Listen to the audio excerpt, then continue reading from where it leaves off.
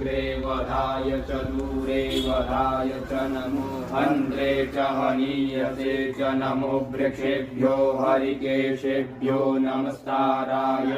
नमः शम्भवाय च मयो भवाय च नमः शङ्कराय च मयस्कराय च नमः शिवाय च शिवतराय च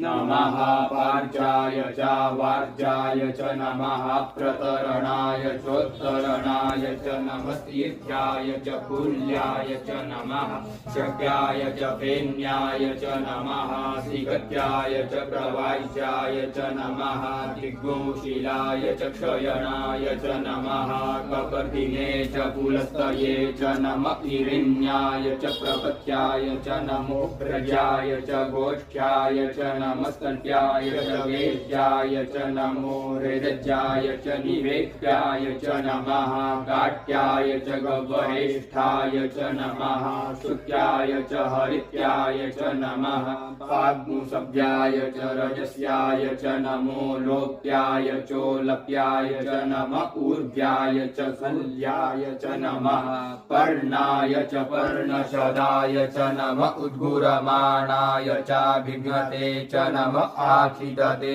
च प्रखिदते च नमः इखुकृद्भ्यो धनुकृद्भ्यश्च वो